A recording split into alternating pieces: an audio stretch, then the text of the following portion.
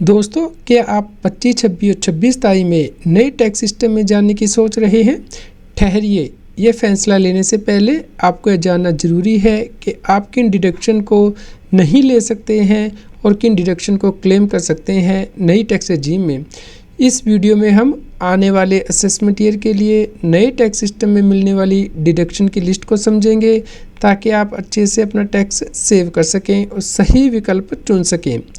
क्या आप जानते हैं, गलत टैक्स सिस्टम चुनने से आपको हज़ारों रुपए का नुकसान हो सकता है।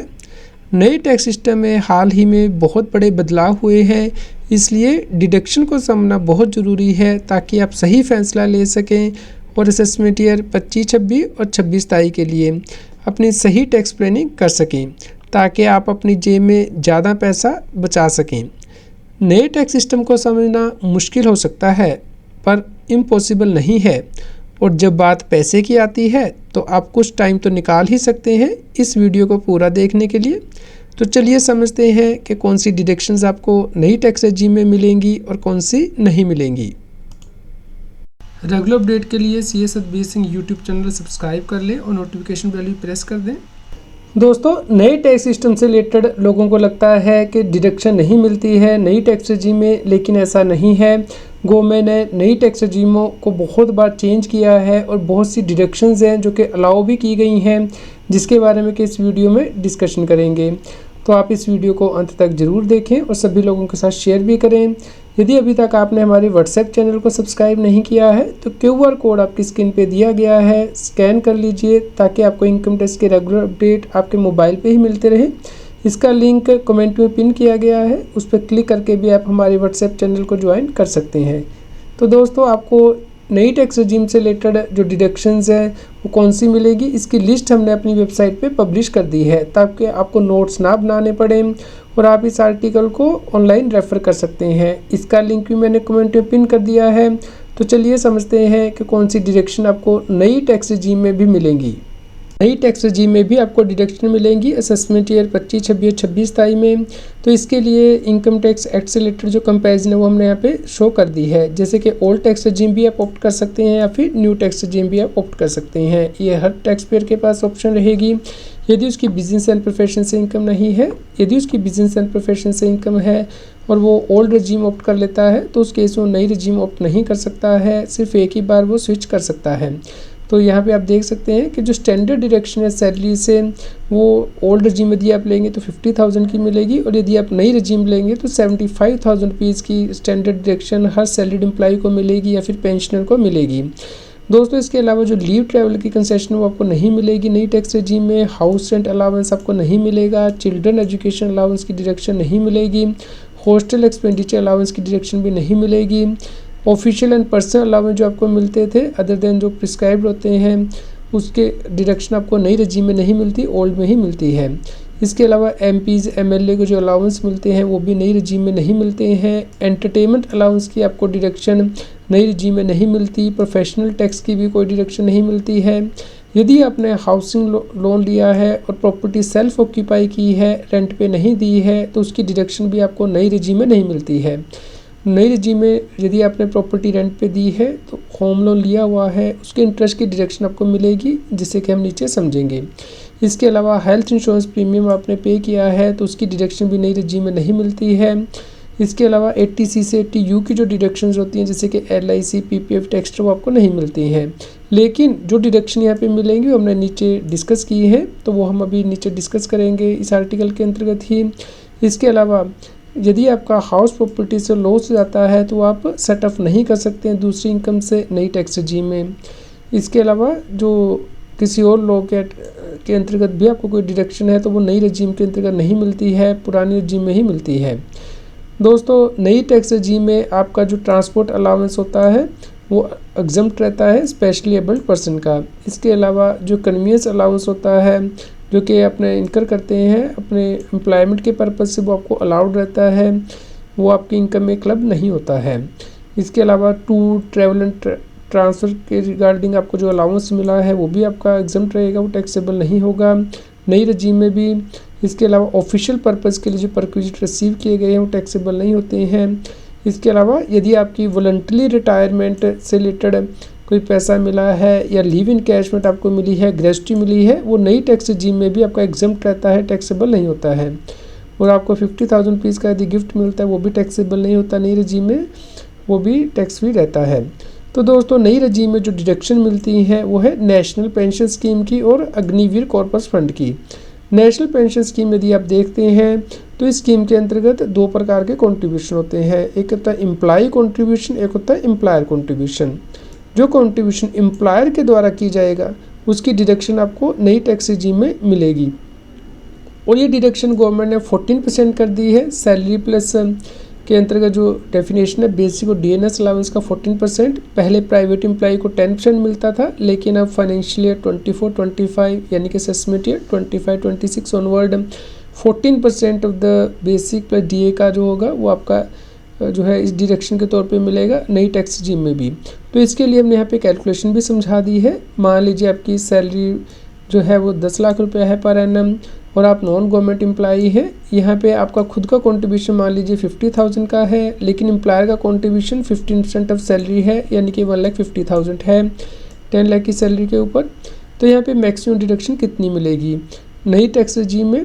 तो यहाँ पे आपकी जो मान लीजिए टोटल इनकम आ गई है 12 लाख रुपया इंक्लूडिंग अदर सोर्स इनकम और डिडक्शन को लेस करने के बाद जो स्टैंडर्ड डिडक्शन है। तो यहाँ पे आप नई टैक्स रेजिम में जो आपने खुद का कंट्रीब्यूशन किया होगा 50,000 रुपये मान लीजिए यहाँ पे किया है, वो आपको डिडक्शन नहीं मिलेगी। लेकिन जो एम्प्लॉयर ने कंट्रीब्यूशन किया है यहाँ पे 14% ऑफ सैलरी तक मैक्सिमम आपको मिलेगा। तो आपकी जो सैलरी है basic plus DA 10 lakh rupees है, इसका 14% आप करेंगे 1,40,000, तो उसकी डिडक्शन आपको नई टैक्स रेजिम में भी मिलेगी। तो इस प्रकार आपकी जो सैलरी इनकम है 12 लाख रुपये, उसमें से आप 1,40,000 रुपीज़ जो है लेस करेंगे 1,40,000 रुपये, तो जो नेट इनकम आएगी उसके ऊपर ही आपको नई टैक्स रेजिम के अंतर्गत टैक्स देना होगा। अगली डिडक्शन हम डिस्कस कर लेते हैं, वो है अग्निवीर कॉर्पस फंड की। तो जैसा कि आप जानते हैं कि गवर्नमेंट ने एक स्कीम लॉन्च की थी अग्निपथ स्कीम, जिसके अंतर्गत के जो अग्निवीर हैं उनका कंट्रीब्यूशन किया जाता था गवर्नमेंट के द्वारा। तो यदि सेंट्रल गवर्नमेंट कंट्रीब्यूशन करेगी इस स्कीम के अंतर्गत तो आपको डिडक्शन मिलेगी, अगर अग्निवीर का अपना कंट्रीब्यूशन होगा तो डिडक्शन नहीं मिलती है। तो यहाँ पे सेंट्रल गवर्नमेंट जो कंट्रीब्यूशन करती है अग्निवीर कॉर्पस फंड में उसकी डिडक्शन आपको मिलती है, तो पूरा अमाउंट आप डिडक्ट कर सकते हैं। तो इसके लिए भी आप यहाँ पे सिनेरियो देख सकते हैं। मान लीजिए किसी व्यक्ति के द्वारा जो कंट्रीब्यूट किया गया है अग्निवीर कॉर्पस फंड में सेंट्रल गवर्नमेंट के द्वारा वो 50,000 रुपीज़ है, और यहाँ पे रोहन का खुद का कंट्रीब्यूशन 30,000 है। तो यहाँ पे जो आपको डिडक्शंस मिलेगी वो 50,000 रुपीज़ की मिलेगी जो कि सेंट्रल गवर्नमेंट ने कंट्रीब्यूशन किया। तो यहाँ पे जो कंट्रीब्यूशन रोहन ने खुद किया है यानी कि एसएससी ने, उसका आपको डिडक्शन नहीं मिलती है। जो गवर्नमेंट कंट्रीब्यूट करती है कॉर्पस फंड में अग्निवीर कॉर्पस फंड में उसकी ही डिडक्शन मिलती है। तो आप यहाँ पे एग्जांपल से समझ सकते हैं कि जो टोटल इनकम है उसमें से जो गवर्नमेंट ने कंट्रीब्यूशन किया वो लेस हो जाएगा और नेट इनकम ही आपकी टैक्सेबल होगी नई टैक्स रेजिम में। नई टैक्स रेजिम में अलाउड है वो है फैमिली पेंशन की। गवर्नमेंट ने इसके लिए जो डिडक्शन की लिमिट है वो इंक्रीज़ की है, लेकिन सिर्फ नई टैक्स रेजिम के लिए की है। दोस्तों जब किसी व्यक्ति की डेथ हो जाती है तो उसके फैमिली मेम्बर को जो पेंशन मिलती है वो टैक्सेबल होती है फैमिली पेंशन। यहाँ पे ओल्ड रेजिम यदि आप ऑप्ट करते हैं तो जो फैमिली पेंशन का टोटल अमाउंट है उसका 33.33% यानी कि 1/3 या 15,000 विच एवरेज लेस की डिडक्शन मिलती है। लेकिन यदि आप नई टैक्स रेजिम को ऑप्ट कर लेते हैं तो 1/3 of family pension 25,000 which average less की डिडक्शन मिलती है। तो आप यदि नई रेजिम लेंगे तो मैक्सिमम 25,000 रुपीज़ की आपको फैमिली पेंशन से डिडक्शन मिल जाती है। दोस्तों यदि आपने कोई हाउसिंग लोन लिया हुआ है और उस पर आप इंटरेस्ट पे करते हैं तो उसकी डिडक्शन मिलेगी या नहीं, ये डिपेंड करेगा नई रेजिम में कि क्या आपने उस घर को रेंट आउट किया हुआ है या सेल्फ ऑक्यूपाई किया है। यदि सेल्फ ऑक्यूपाई किया है तो आपको डिडक्शन नहीं मिलती है। यदि आपने रेंट पे दिया हुआ है तो उसकी डिडक्शन आपको मिल जाएगी जो आपने होम लोन पे इंटरेस्ट पे किया है। तो ये टैक्स प्लानिंग के लिए बहुत यूज़फुल है।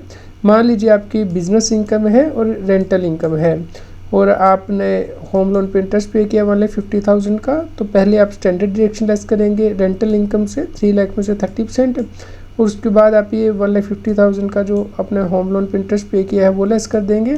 तो इस प्रकार आपकी नेट हाउस प्रॉपर्टी से इनकम आ जाएगी। इसे आप बिज़नेस के साथ ऐड करेंगे बिजनेस इनकम के साथ तो टोटल टैक्सेबल इनकम आ जाएगी। लेकिन यदि मान लीजिए आप किसी बिजनेस इनकम है, आपने घर को सेल्फ ऑक्यूपाई किया है और होम लोन का इंटरेस्ट पे कर रहे हैं तो नई टैक्स रेजिम में आपको कोई डिडक्शन इस होम लोन के इंटरेस्ट की नहीं मिलेगी। तो ये टैक्स प्लानिंग के लिए बहुत यूज़फुल टूल है। इसके अलावा जो इनकम टैक्स के स्लैब रेट हैं वो अब चेंज हो चुके हैं फाइनेंशियल ईयर 24-25 यानी कि असेसमेंट ईयर 25-26 में। तो नए स्लैब रेट आप यहाँ पे देख सकते हैं।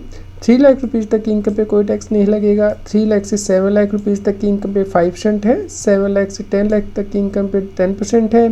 10 लाख से 12,000 की इनकम पे 15% है। 12 लाख से 15 लाख तक की इनकम पे 20% और उसके ऊपर की इनकम पे 30% है। तो 1 अप्रैल 24 से 31 मार्च 25 के बीच में जो आपकी इनकम हुई है उस पर आपको इन स्लैब रेट के अकॉर्डिंग ही टैक्स कैलकुलेट करना है। और यहाँ पे 87A की जो रिबेट है वो आपको मिलेगी नई टैक्स रेजीम में। तो 7 लाख रुपए तक यदि आपकी टोटल इनकम रहेगी तो आपको कोई टैक्स नहीं पे करना होगा। यानी कि यहाँ पे आप देख सकते हैं कि 7 लाख रुपए तक यदि आपकी इनकम रहती है तो टैक्स रेट है 3 लाख से 7 लाख के बीच में। तो टैक्स तो कैलकुलेट होगा लेकिन उसके बाद रिबेट मिल जाएगी 87A की मैक्सिमम 25,000 की। तो आपकी जो नेट इनकम है उस के ऊपर कोई टैक्स नहीं लगेगा। लेकिन यदि इनकम 7 लाख से थोड़ी सी ज़्यादा हो रही है तो उस केस में आपको मार्जिनल लीफ मिल जाएगी। लेकिन ओल्ड रजीम में आपको सिर्फ 5 लाख रुपए तक की इनकम पे ही टैक्स रिबेट मिलती है। यदि उससे ऊपर की इनकम है तो आपको टैक्स रिबेट नहीं मिलती है। और यदि आप नेक्स्ट ईयर की प्लानिंग कर रहे हैं यानी कि 1 अप्रैल 25 से 31 मार्च 26 के बीच में आपको जो इनकम होगी यानी कि फाइनेंशियल ईयर 25-26 असेसमेंट ईयर 26-27, तो उस केस में जो टैक्स रेट हैं वो इस प्रकार होंगे जैसे कि आप अपनी स्क्रीन पे देख सकते हैं। नई टैक्स रजीम में क्योंकि यहाँ पे ये जो स्लैब रेट है गवर्नमेंट ने चेंज कर दिया है 1 अप्रैल 25 से, तो 4 लाख रुपए तक कोई टैक्स नहीं होगा। 4 लाख से 8 लाख रुपए तक की इनकम पे 5%, 8 लाख से 12 लाख तक की इनकम पे 10%, 12 लाख से 16 लाख तक की इनकम पे 15%, 16 लाख से ऊपर की इनकम पे 20 लाख रुपए तक 20%, 20 लाख से ऊपर की इनकम पे 24 लाख रुपए तक 25% और उसके ऊपर की इनकम पे 30%। और जो रिबेट है 87A की वो नई टैक्स रजीम में सरकार ने इंक्रीज़ कर दी है यानी कि 60,000 रुपीज़ तक यदि आपका टैक्स रहेगा तो गवर्नमेंट माफ़ कर देगी। यानी कि 12 लाख रुपए तक की इनकम पे कोई टैक्स नहीं लगेगा। यदि उससे ऊपर की इनकम होगी तो मार्जिनल लीफ आप क्लेम कर सकते हैं। तो दोस्तों इस कंप्लीट आर्टिकल का लिंक मैंने वीडियो के डिस्क्रिप्शन में दे दिया है, आप अच्छे से इसे जो है चेक कर लीजिए। अगर आपका कोई क्वेश्चन हो फिर भी तो आप मुझे कमेंट करके ज़रूर बताएं। कृपया लाइक करें और शेयर करें ताकि सभी लोगों तक की जानकारी पहुंच पाए और वो इनकम टैक्स की कंप्लायंस कर पाएँ। इनकम टैक्स की और अधिक जानकारी के लिए आप CS Satbir Singh YouTube channel पे जाके प्लेलिस्ट में जाके टॉपिक वाइज प्लेलिस्ट देख सकते हैं कि इनकम टैक्स में कौन से नए बदलाव हो रहे हैं, जैसे कि इनकम टैक्स अपडेट के अंतर्गत या फिर डायरेक्ट टैक्स कोड के अंतर्गत। रेगुलर टैक्स अपडेट के लिए इस चैनल को सब्सक्राइब करें। आप हमें Telegram app CS Satbir Singh टैक्सील पे ज्वाइन कर सकते हैं ताकि आप GST और इनकम टैक्स के रेगुलर अपडेट अपने मोबाइल पर ही प्राप्त कर सकें।